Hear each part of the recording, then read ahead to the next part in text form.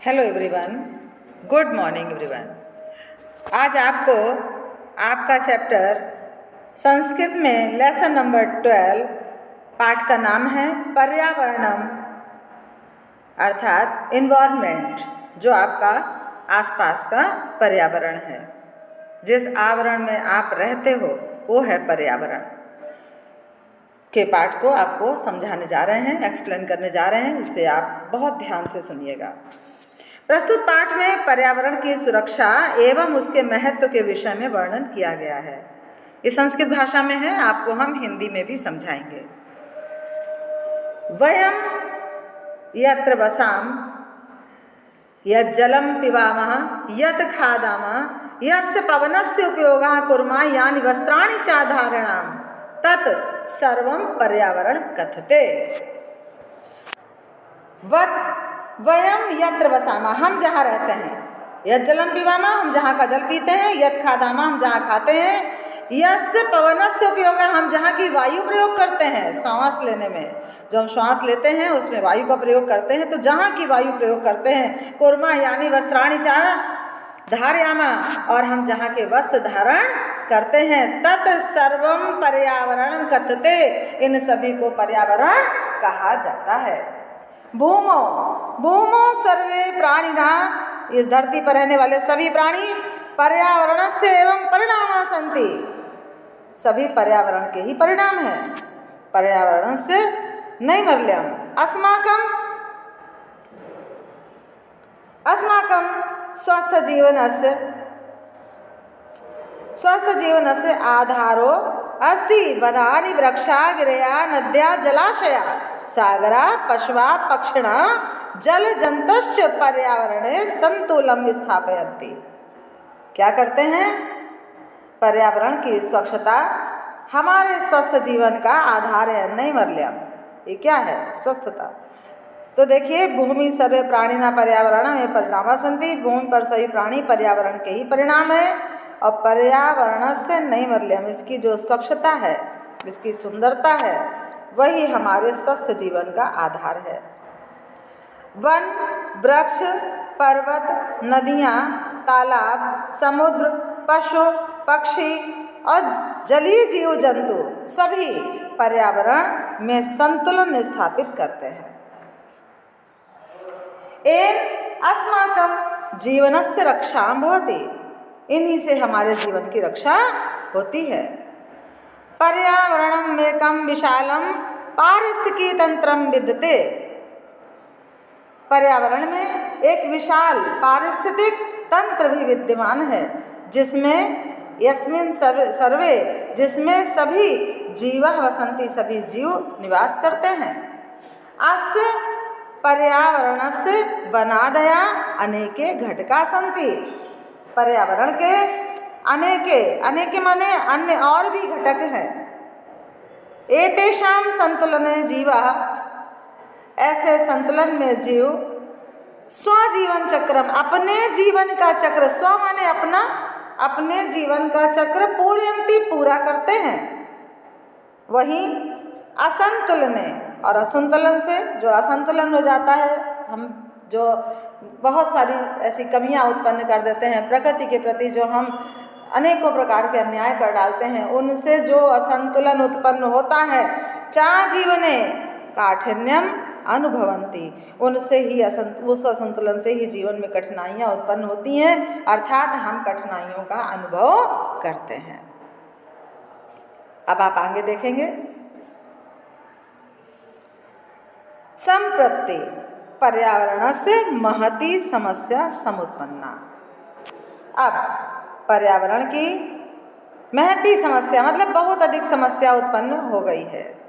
अस्मिन वैज्ञानिक युगे, आज युग कौन सा है? वैज्ञानिक युग है। जितने भी हम साधन प्रयोग करते हैं सब विज्ञान की ही देन है। मानवे वनानि छिन्नानि, उनके लिए मानव ने क्या किया है? वनों को छिन्न कर दिया, अर्थात वनों को साफ कर दिया है, काट दिया है।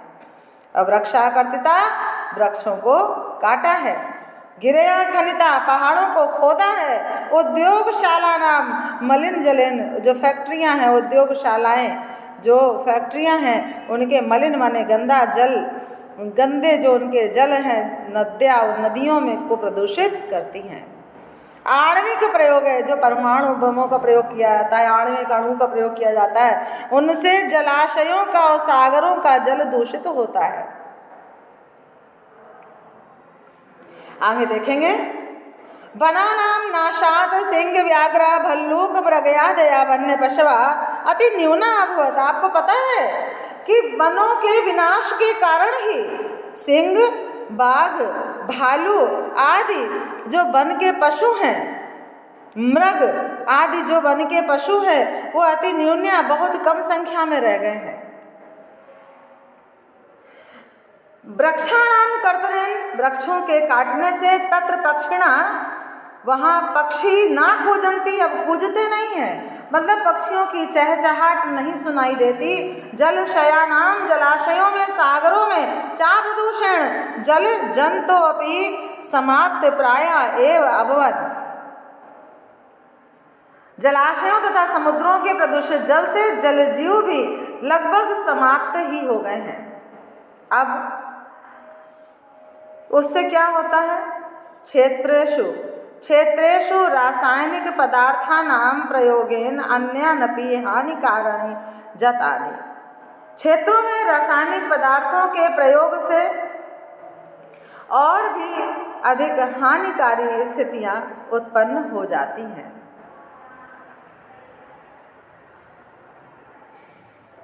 इत्थं पर्यावरणस्य घटकेषु न्यूनतत्वेन वातावरणस्य प्रदूषणं भवति। इस प्रकार पर्यावरण के जो घटक हैं उनसे कहीं न कहीं वातावरण प्रदूषित होता है। औद्योगिक संस्थानां दूषितं जलं धूमस्य परिवेशं दूषयति। औद्योगिक स्थान, जो औद्योगिक स्थान हैं, जो फैक्ट्रियां हैं, मिलें हैं, उनके दूषित जल से, धुएं से पूरा परिवेश माने पूरा एटमॉस्फेयर, वातावरण दूषित हो जाता है। एन बहुविधा, ये अनेक प्रकार से रोगा जानते, अनेकों प्रकार के रोगों को जन्म देते हैं। नेक्स्ट पैरा देखेंगे, वाहनानां तैलधूमं पवनं दूषयति। वाहनों के तेल का धुआं वायु को दूषित करता है। पवनम दूषयति माने वायु को दूषित करता है। एन हृदय रोगा उत्पद्यते, इनसे हृदय रोग उत्पन्न होते हैं। अदत्वे भारत सर्वकारा पर्यावरणस्य शुद्धताय प्रयतते। आजकल हमारी जो भारत सरकार है वो पर्यावरण की शुद्धता के लिए अनेकों प्रयास कर रही है। भारत सरकार के द्वारा पर्यावरण को शुद्ध करने के लिए अनेकों प्रयास किए जा रहे हैं। गंगा आदि नदी नाम जल शोधनम कार्यति। वो गंगा आदि सभी नदियों में जल शोधन मन जल की स्वच्छता का कार्य भी कर रही है। अस्माभिरपि पर्यावरणं शोधितुं यथासंभवं प्रयासा कर्तव्या। हमें भी पर्यावरण को स्वच्छ रखने के लिए यथासंभव प्रयास करने चाहिए। ऐसा हमारा ही कर्तव्य है कि हमें साफ करना चाहिए। आगे देखेंगे, वृक्षा स्मरणीय। हमें ये याद रहे कि हमारे नदीश मलिनानि द्रव्याणि ना प्रवहन्ति। हमारी नदियों में एक गंदा जल ना बहने पाए, ना जाने पाए। यातायात वाहनेषु प्राकृतिक कलहितानां प्रयोगा अल्पाद अल्पतरा करणीया। यातायात वाहनों में प्राकृतिक तेल का प्रयोग कम से कम करना चाहिए। प्रकृति तेला नाम प्रयोगा अल्पद कम कर देना चाहिए, अल्पतरा बहुत ही कम कर देना चाहिए। फिर क्या कहा कि भूमि संरक्षणस्य विधया कृषि कार्येषु अन्येषु चा कार्येषु प्रयोगा कर्तव्या।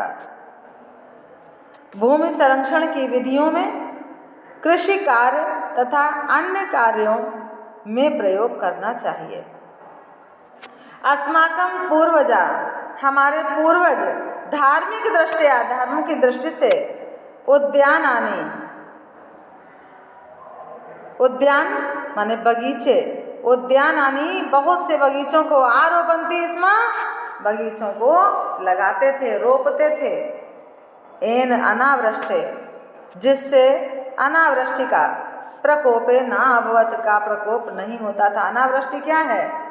कभी सूखा पड़ जाना, कभी बाढ़ आ जाना, ऐसा नहीं होता था।